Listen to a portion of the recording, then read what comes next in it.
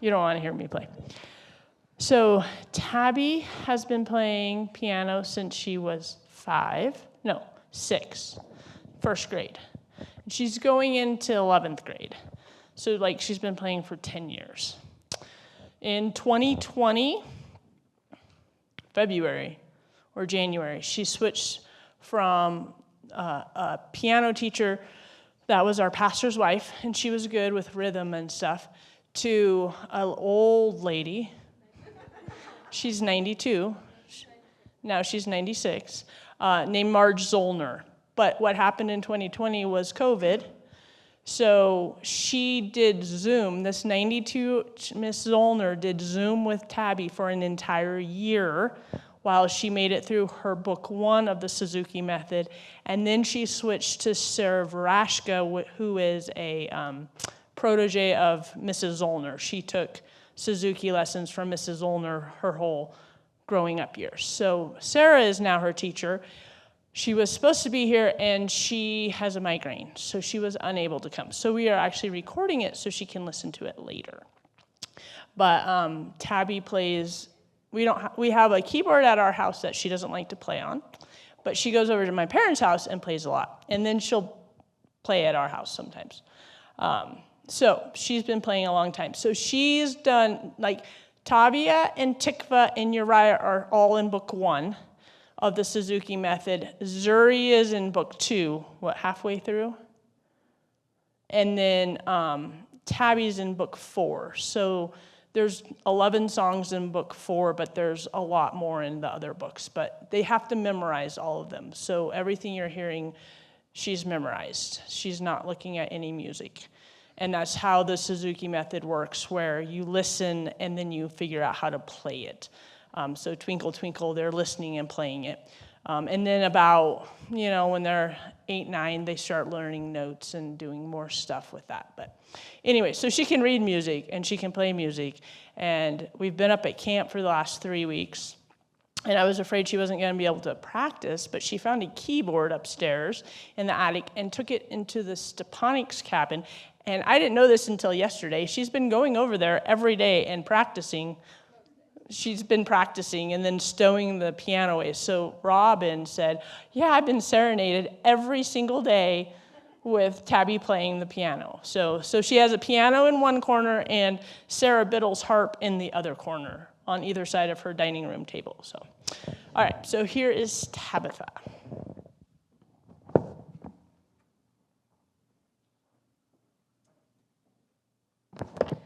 Well, hello, everybody. Thank you so much for being here. Well, I guess we'll get started. So the first piece I'll be playing is called Rondo by Mozart Amadeus Wolfgang. No, Wolfgang Amadeus Mozart. So before I begin, I'm going to tell you a little bit about him and the piece. Mozart was born in Salzburg, Austria in 1756. By age 3, he was playing piano, and by age 6, he was already composing. Mozart is one of the most famous composers because he was a musical genius and was able to write music beautifully in many forms and styles, such as symphonies, concertos, minuets, and rondos. A rondo is kind of what it sounds like. In a sense, it kind of has a roundness to it. It starts with the main theme, that's section A, then usually has a section B, then repeats section A. Whilst changing just slightly to confuse the pianist, we may have another section that we'd label section C. Then you'd go back to section A, whilst again tweaking it just slightly. Are you confused?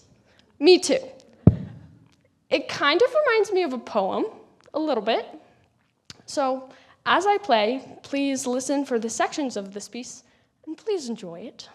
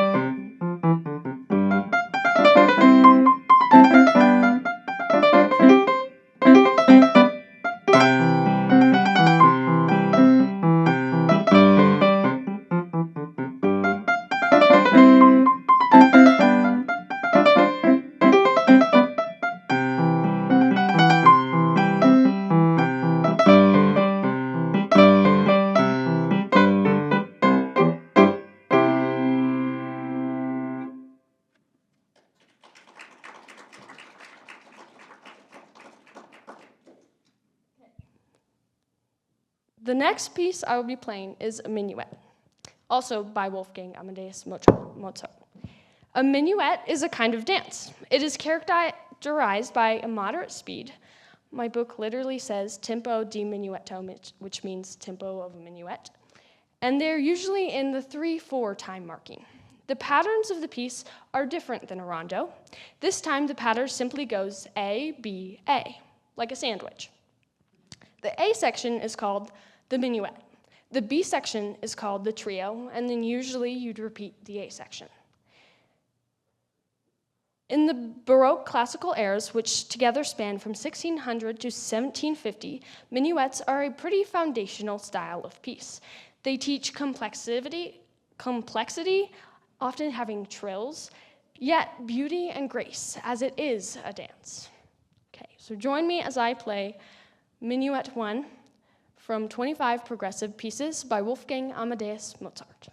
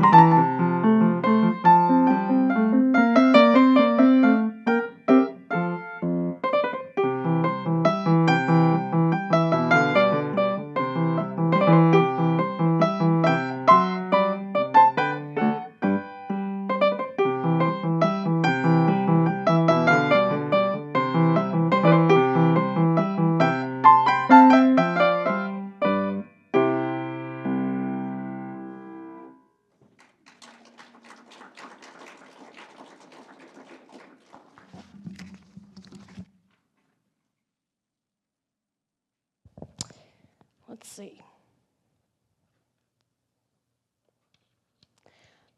Beethoven was born in Bonn, Germany in 1717. His first published work came out in 1783. He was 13. Beethoven went to Vienna to study under Friedrich Haydn, and he soon grew to be more known when he published a more mature piece in 1795. Soon after he published that work, he started going deaf, and roughly by the time he was 49, he was completely deaf. But, like most composers, I'm sure, he decided to chop the legs off of a piano and continue composing. Of course, as in all the pictures that depict Beethoven, he did not seem to be very happy and was prone to outbursts of anger, which makes sense because a lot of his pieces are rather loud and repetitive. This sonata is called Sonata in G major, opus 49, number 2. In a sonata, there can be anywhere from 2 to 4 different movements of the piece. Many sonatas have 3. Luckily for you, this piece only has 2. Sonatas are made up of multiple different parts.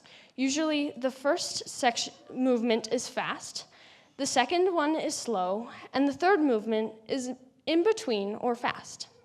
This sonata only has 2 movements, like I said, one faster and one a little slower, but not quite crawling. In each movement, there is an exposition, which exposes the theme. Then there's the development. This is where the composer can do pretty much anything they want. Usually they change keys or go to a minor. Then it's the recapitulation. I spelled that right, by the way. And this is the recap, where the composer restates the main theme and anything else he would really want to. then it ends. At least the first movement. Then you do that again, depending on how many movements there are. You'd think you'd clap, right? But no. I'm going to play one movement, I'm going to pause, and then I'm going to play the next movement. It's still the same piece, but you just don't clap in between. I don't know. And so, yeah, I'll stand up and then you guys can clap.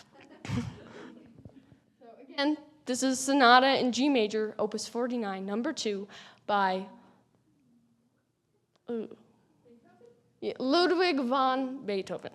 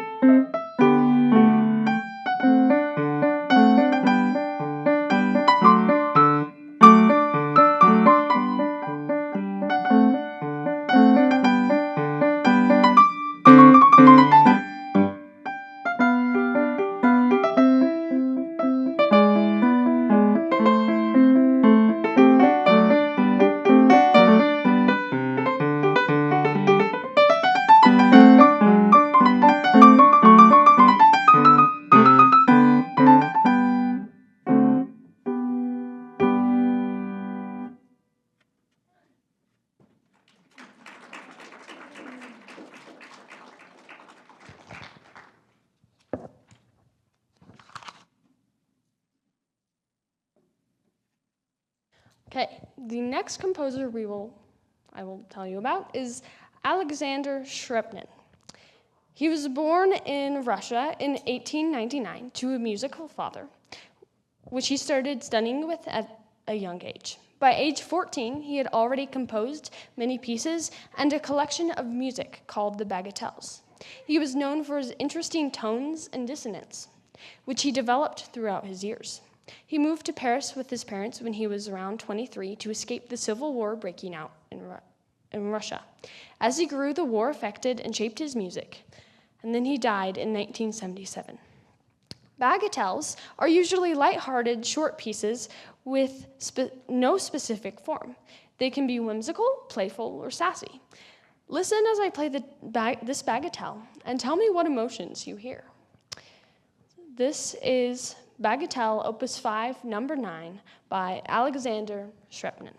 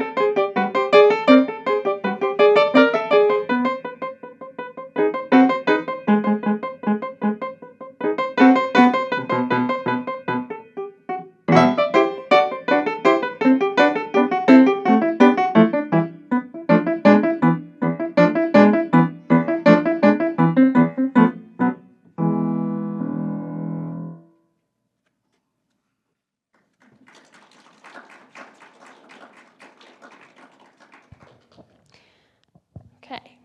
Next thing we will look at is technically not a composer, but more a notebook. So Anna Magdalena Bach's notebook was a notebook containing many pieces composed by Bach, his children, and other Baroque composers and his pupils. He gave his wife 2 notebooks early in their marriage to help teach her the piano the keyboard. It was a long time ago, so they didn't have pianos like we do now. The piece I will be playing is called a musette, which was originally played on a bagpipe or other such instrument. They have a constant lower undertone to mimic that sound of a bagpipe. Obviously, I'm not playing a bagpipe, but I think that is pretty cool. So this piece is Musette in D major from the notebook of Anna Magdalena Bach.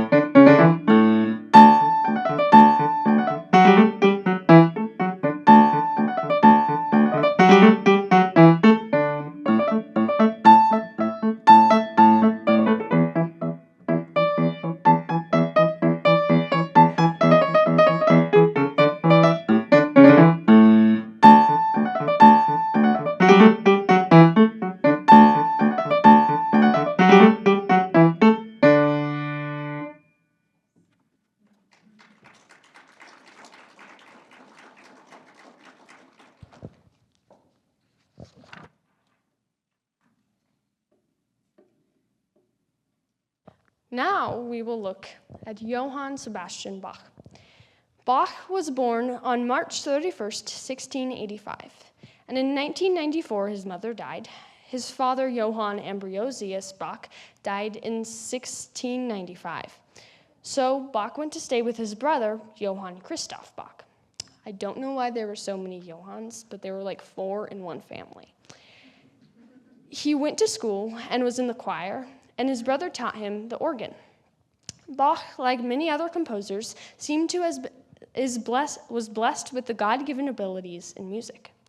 Bach from then on would move around so much that I was having a hard time keeping track.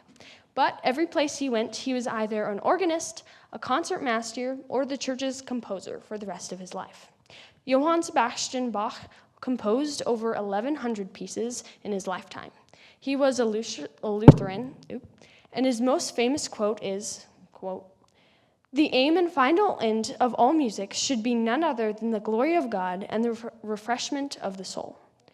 Bach is a very interesting composer. He seems to be the most well-known composer in the Baroque era, which is the 1600s to the 1750s.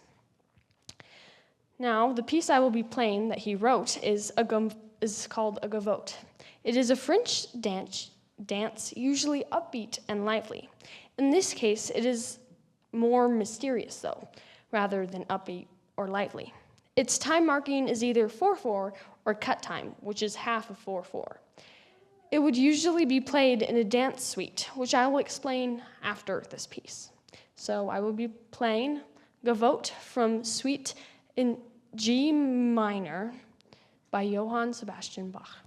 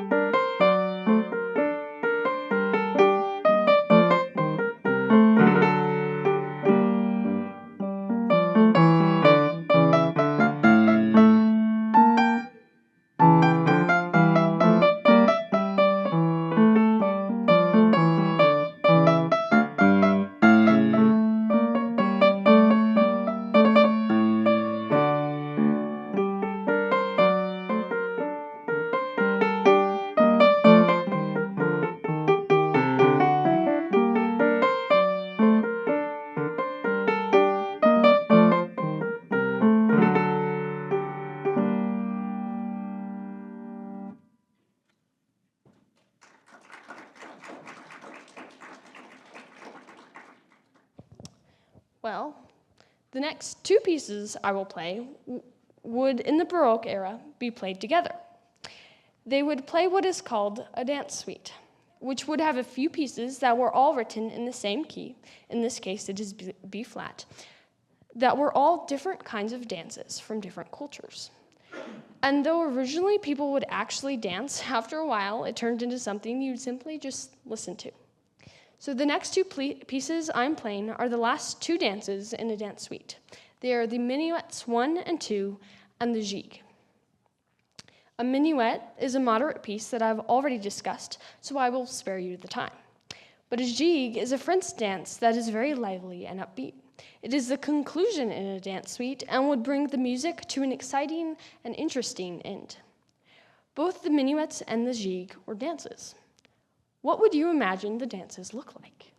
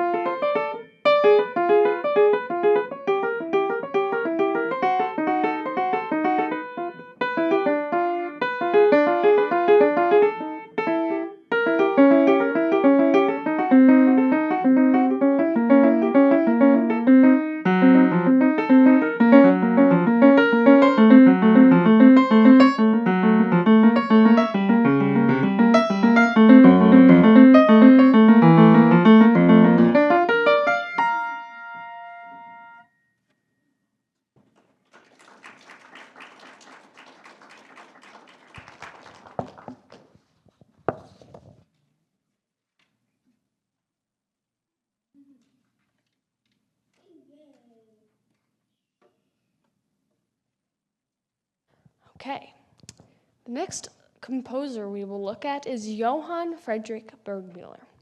He was born in Regensburg, I believe that's Austria or Germany, I did not put it on here, in 1806. His father was a music teacher and taught both Friedrich and his younger brother until he died in 1824. Johann Burgmüller eventually continued to be a conductor, I'm assuming of music, and a cello teacher before moving to Paris and gaining a good reputation as a piano teacher. He wrote a lot of songs, many of them are etudes, which train you in a specific technical ability. Burgmüller's etudes are very pleasant and enjoyable to listen to. The first piece by Burgmüller I will be playing is called An Arabesque. It is his most widely known piece.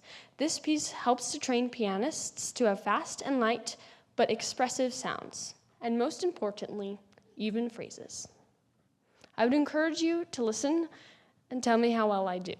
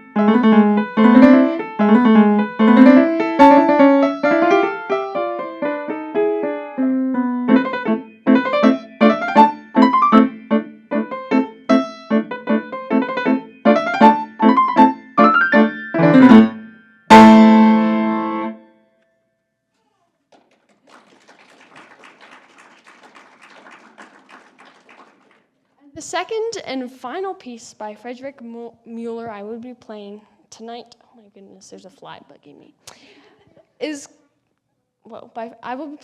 called By the Limpid Stream.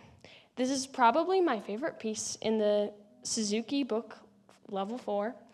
And as I play, I would really love to know what you imagine while I play it. What does it remind you of?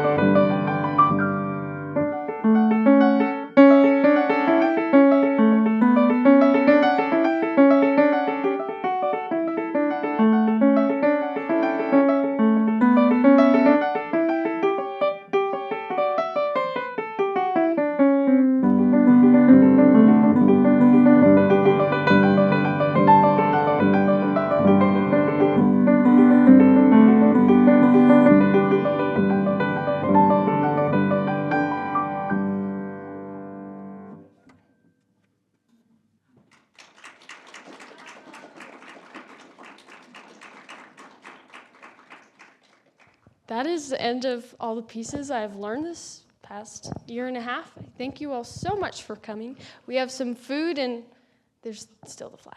And some brownies and fruit and stuff in the back fellowship room. So we would love to have you join us. And my mom told me that I should maybe tell you guys a little bit of what I'm doing this next year. So I'm going to continue going in the Suzuki method onto book 5. And then this school semester, I'm going to be like internship kind of thing with my piano teacher to probably become a piano teacher in a few years. So I'm very excited to do that. But again, thank you all so much for being here. I hope you enjoyed it.